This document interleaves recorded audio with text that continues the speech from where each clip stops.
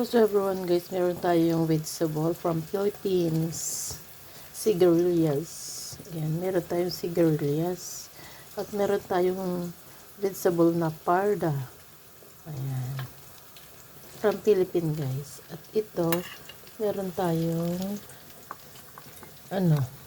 tinatawag na patani. O yan, yan ang patani from Philippines. Cardes. Ewan ko kung kilala nyo itong mga gulay na ito. O diba? Gawin nating dinengding guys. Ayan, ginisa natin. Healthy to guys. Fresh na fresh from Philippines. Ito po yung niluto natin na patani. Ayan guys. Patani. Ito naman yung cardes. Diba?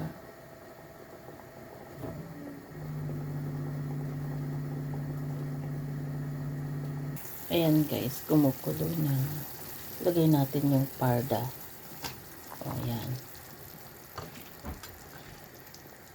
Ayan guys. Siyempre, nahugasan na yan.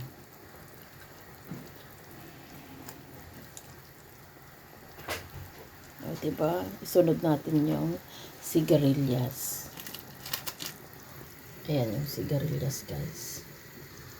Kanina yan ang ating sangkap guys, sibuyas. Saka sarap ng asin. Siyempre ginisa natin sa sibuyas at bawang. Ayan guys, kumukulo na kumukulo. Ilagay na natin yung sigarilyas. O diba?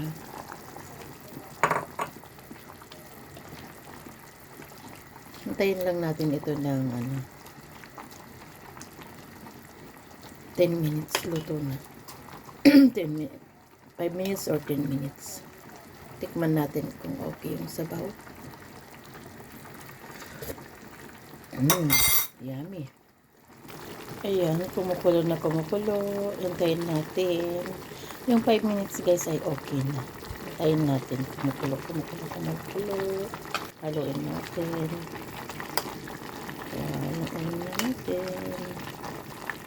Ayan, diba? Sarap. Press na press. Okay. Ayan. Niluto na natin kasi nasisira pag di natin lutuin. Ready to serve na guys. Thank you for watching. Ayan ang kinalabasan. Ready to serve. Diba?